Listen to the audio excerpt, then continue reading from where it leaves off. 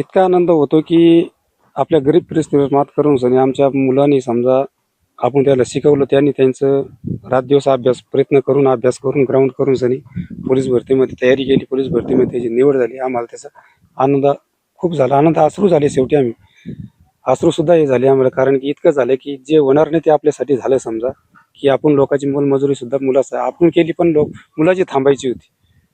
कारण गरीब परिस्थिती आमचं ऊसतोडीच केलं. आमचा समाज बंजारा समाज म्हणजे हा ऊसतोडी करणारा माणूस. त्याच्यामुळे कसं आहे, ऊसतोडी करून काही कंपनीत बी काम केलं, मुलाला शिक्षण हे केलं, पूर्ण त्याने त्यांचं फळ त्यांना साक्षी आता केलं. मुलांकडून काय अपेक्षा आहे, त्यांनी काय करावं, कसं राहावं? कारण त्यांना आता त्यांचं पोलीस भरतीचं समजा एक करून नंतर पुढे त्यांची अपेक्षा असेल एमपीएससी पुढे त्यांना अभ्यास करावा. त्याच्यासाठी त्यांना पूर्ण अजून मोठं व्हावं. त्यांना तुमचा पाठिंबा त्यांना काय मिळेल? हा आपला पाठिंबा त्यांना काय मिळेल सुचतो असं म्हणजे. काय नाव तुमचं? माझं नाव आत्माराम मेहरबान राठोड, लोणार भायगाव तालुका अंबड जिल्हा जालना. आम्ही लय परिस्थितीनं त्यांना शिकलो. ऊसतोडीला जायचं तर घरी ठेवून जायचं. लहान लहान अशाचे हाताने स्वयंपाक करून खायचं. त्यांना कोणाची साथ नव्हती. लहान लहान राजाई त्यांच्या हाताने करून अशा पैशाच्या गरिब्याने ते ना परिस्थितीनं ते ना इंग्लिशमध्ये नाही गेले, मराठी शाळा शिकायला जात होते. त्यांची आपली परिस्थिती पाहून ते ना बी असं गरीब परिस्थिती पाहून ते ना मराठी शिकले. तिथून पुढं त्यांना जसं जसं कळा लागलं तसं तसं ते हाताना करून खात होते. आम्ही त्यांच्या पैशासाठी आम्ही बाहेर जायचो कामाला, कंपनीत कामाला, ऊसतोडीच्या कामाला. ऊसतोडीसाठी कुठे जायचे? कर्नाटकला, कोल्हापूरला असं तोडीला जायचं. मग त्यांचे आम्ही म्हणजे आपण नाही शिकलं, आपल्यासारखंच ऊसतोडा लागन, कुठं कंपनीत काम करावं लागन. आपलं एकच मुलगा आहे, 2 मुली आहे. लोकांच्या शेतात गेले तर लोकांच्या मजुरीला जावं लागन मुलीला. असं म्हणून आम्ही बाहेर जाऊन त्यांचे शिकत जाई. त्यांना म्हणजे तुम्ही शिका, तुम्ही जर आज शिकले तर तुमचं उद्या भविष्याचं चांगलं होईल असं म्हणून आम्ही शिकलो.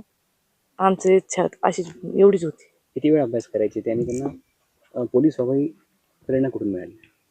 त्यांच्या मनानंच त्यांची भावना आली त्यांना, ते शिकले आणि ते आज सिलेक्शन झाले. त्यांचं काहीतरी फायदा झाला. बरं, काय अपेक्षा आहे तुमच्याकडे? काही नाही, आता त्यांना शिका पुढं, त्याच्या मनानं त्यांना शिका पुढं धका, एवढंच आमची अपेक्षा होती. काय नाव आहे तुमचं? सुनीता आत्माराम राठोड. माझं नाव रघुनाथ आत्माराम राठोड, गाव लोणार भायगाव तालुका अंबड जिल्हा जालना. माझ्या कुटुंबामधले माझ्या 2 बहिणी आणि माझे आई वडील. माझ्या 2 बहिणी आणि मी मुंबई पोलीसमध्ये माझी निवड झाली. आणि माझं ग्राउंड 45 होतं आणि माझी लेखी 83 बसली. माझी टोटल 128 झाली. मेरिट लागली 27.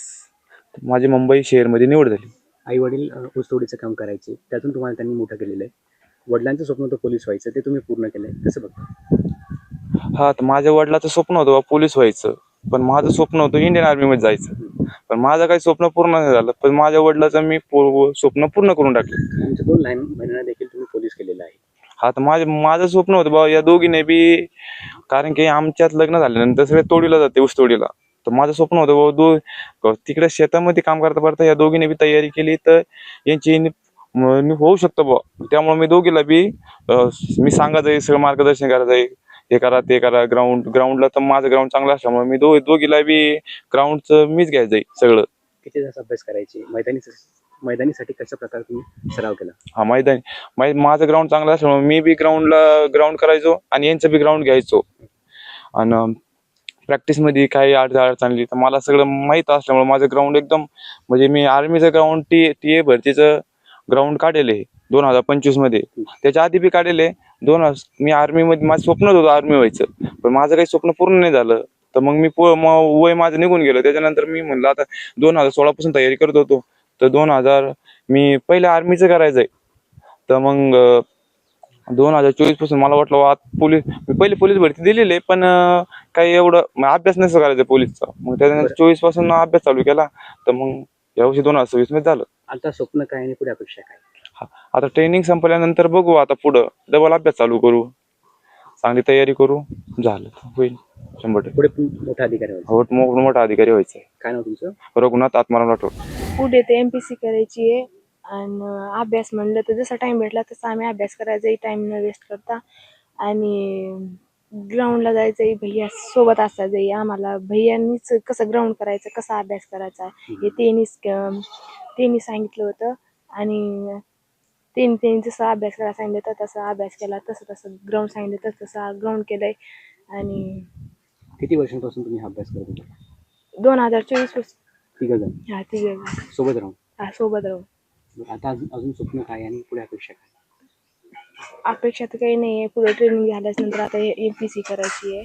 काय करणार? खूप आनंद होतो की आमचा म्हणजे गावकऱ्यांनी पण स्वागत केलं. आई वडिलांना पण खूप आनंद होतो की असं होतं की आधी आपल्या आई वडिलांमुळे आपल्याला ओळखत होते लोक. आता असं करायचं होतं की आपल्यामुळे आपल्या आई वडिलांना ओळखले पाहिजे लोकांनी. मग तसं तर मग स्वप्न पूर्ण झालंच माझं.